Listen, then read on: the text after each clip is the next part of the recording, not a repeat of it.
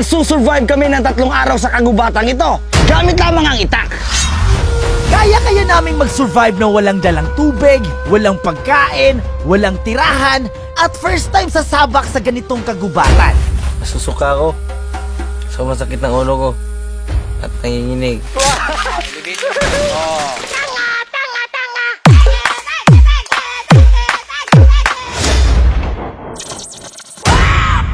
Ang una nating gagawin ay maghahanap tayo ng spot kung saan kami pwedeng gumawa ng camp. Para makasurvive sa challenge na ito, kailangan naming lumikha ng teamwork. Kaya habang naghahanap kami ng tamang lugar, ang iba naman ay naghahanap ng materyales at pagkain. First ulam, tanghalian. Dapat maghiwalay tayo para mas mapadali. Dito. Pwede dito. Mas maraming kahoy na pwedeng gawing haligi. Pero baka malaglag yung gamit natin dyan. Bobo, wala tayong gamit. Habang magpuputol sila ng kawayan, may mga pangyayari talaga na hindi maiiwasan. Dito tayo. Lahat ng makikita mo dito ay totoo. Grabe, may mga tinik yan. Kuya nga eh. Talap. Pagkatapos naming makapili ng lugar matitirahan, nagtulong-tulong na kami sa paghahanap ng mga materyales. Time check. Alas 10:19 na. Real talk, kahit hindi kami makakain ng maayos ngayon, pwede kaming makasurvive. Ang dapat namin gawin ay makagawa ng matutulugan bago pa man lumubog ang araw. Maghanap din ako ng bubong tsaka lubid. Ulalam! Dito, bubutasan natin para pangsahig. Ito yung magiging haligi natin, yung mga puno. Meron tayong nakitang berry dito, mala strawberry. Dahil sa kakulangan sa pagkain, lahat ng makikita naming masarap tingnan ay sinusubukan namin. Pait. Hindi pwede kainin kasi ang pait. Naisipan naming ihabi ang mga dahon upang magkaroon ng magandang bubong at dingding. Isa natin dahil uulan na. Wala pa tayong bahay na gawa. Gumagawa kami ng bubong. Habang yung mga kasamahan namin, umahanap ng sanga-sanga na pwedeng gawing sahig. Guys, meron tayong nakitang dito, niyog. So ang kakainin natin yung bula. Uy, meron akong nakitang niyog! Maliban dito, maswerteng nakakita sila ng niyog na tumba na naging dahilan na kami ay nakapagmeryenda. Ito yung totoong tuslubua. At ito yung huyong. Yung Hindi kagaya ng ibang nagsusurvival challenge na may daladalang ulam at bigas. Dahil kami, kung anong makikita namin sa kagubatang ito, ay yun lang ang pwedeng kainin. Kahit nakakain na kami ng konti, di pa rin sapat. Nakakain nga kami pero parang wala kaming energy. Sineryoso namin ang paggawa ng bahay dahil ilang oras na lang, sasapit na ang gabi. Baliugom, tumira ng tres.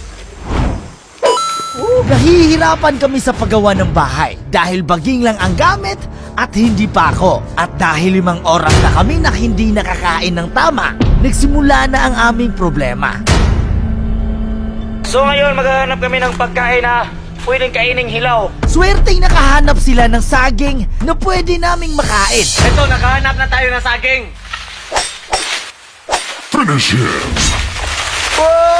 Yun nga lang, ito ay tira-tira ng ibon at panike. Ngayon, may saging na kami, pero kinain ng mga ibon. Tira-tira na lang to guys, ayan. Ito yung mga tira-tira sa kinain ng mga ibon. Ngayon ay magluluto na tayo, pero bago pa ang lahat, sinubukan muna namin gumawa ng apoy gamit ang aming mga kamay. Pero umabot ng 4 na oras na puro palpak. sobra na itong ginagawa mo, Bitmaster. Wala pang apoy, walang kain. Bunot, basa.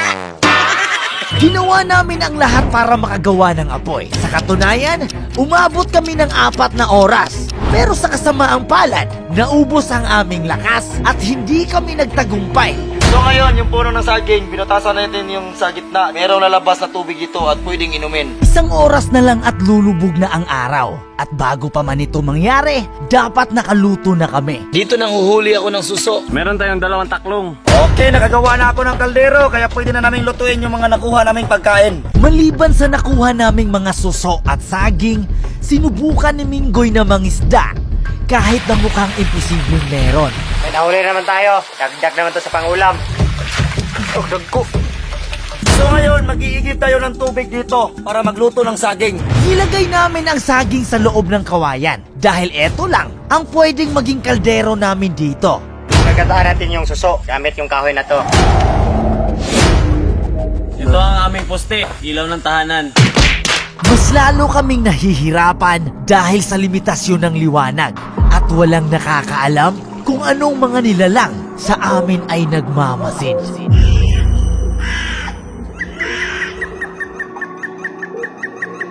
Master, ito na unang naluto.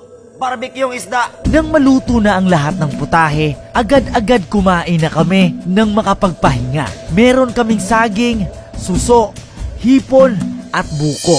Dad, maraming salamat sa pagkain ngayon. Hindi namin to in-expect na may ganitong makuhang pagkain dito sa lugar na to. Keep us safe sa kinakain namin ngayon kasi halos lahat kami dito ay first time tong mangyari na kumain ng ganito. In Jesus' name, Amen. Amen. Ay, ho! Ito ang buhay na masaya, pero mahirap. Hindi kami sanay na walang timpla, walang kahit man lang asin. Lahat matabang. Gusto ko, medyo sarap. Kailangan natin mag-survive, kakain tayo. Napakahirap talaga dito, pati yung mga bisyo namin. Naiwasan na, kaya ngayon, diskarte para makapag-use. Dahon lang ng niyog. Winston Marlboro Red. Dito kami matutulog, buti na lang may pagka-engineer kami. Matutulog na sana kami nang biglang bumigay ang aming bahay. Nakita sa video. Imbis na magpahinga ay nadoble ang aming gawain dahil kailangan naming ayusin ang sahig para makaiwas sa mga insektong gumagapang, lalo na sa mga ahas. So ayan guys, tapos na kaming mag-repair, matutulog na kami.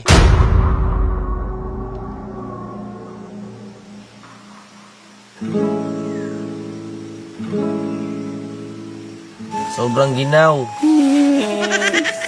Tapos nasakit sa likod, pero buhay pa rin. Welcome to day 2! Bagong araw, bagong pag-asa, at bagong problema. Sobrang gutom na.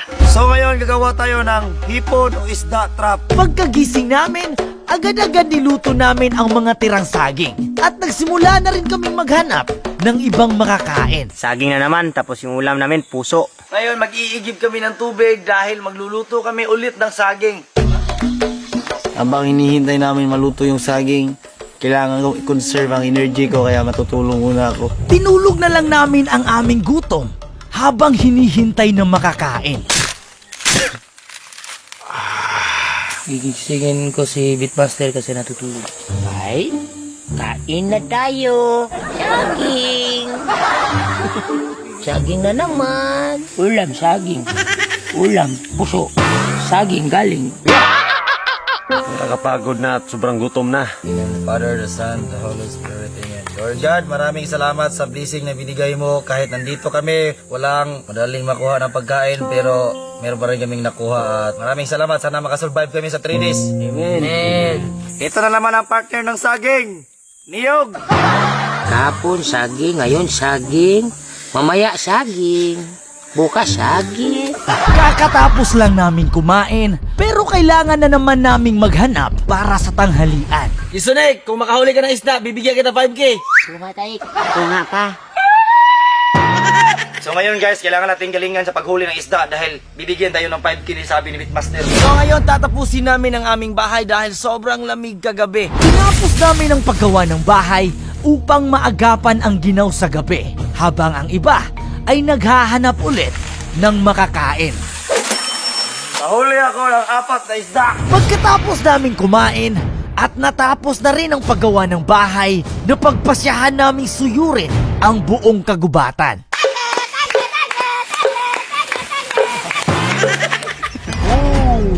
Sa wakas, nagbunga na rin ang aming panunood ng YouTube at Facebook. At ngayon, makakainom na kami ng tubig tabak na malinis. Nagpatuloy kami sa aming paglalakbay. Pero ang totoo, nagsimula nang sumakit ang aking ulo at inaatake na rin ako sa pagkahilo. Buti pa, di na lang kami sumama. Nagasto yung enerhiya namin. Ngayon, sobrang gutom ko na. Nanginginig na yung mga kamay ko. Pagkatapos ng ilang sapa na aming tinawid, sa wakas, nakakita kami ng isang magandang spot na pwedeng paglutuan. buwan Ang challenge na to ay napaka-extreme. Di ko inakala ganito kahirap. Sa wakas, mula nang dumating kami dito, ngayon pa lang kami nakatikim ng matamis. Habang hinihintay namin maluto ang pagkain, palala ng palala ang aking pagkahilo. Umuulan na ng malakas. Ang layo pa ng aming base. Ngayon, kakain na kami. Gabi at saging. Pinagtiyagaan namin ang mga gabing ito kahit na makati sa bibig. Pagkatapos, Pabalik na kami sa base. at dito, pasama ng pasama at palala ng palala ang aking pakiramdam. Ako, nahihilo na ako at parati masakit dito. Nasusuka ako. Sobrang sakit ng ulo ko at nanginginig. Ulod ba kay gulog? I quit. Dahil nag-quit na si Harley at Beatmaster, mag-quit na din kami para sabay-sabay kaming uuwi.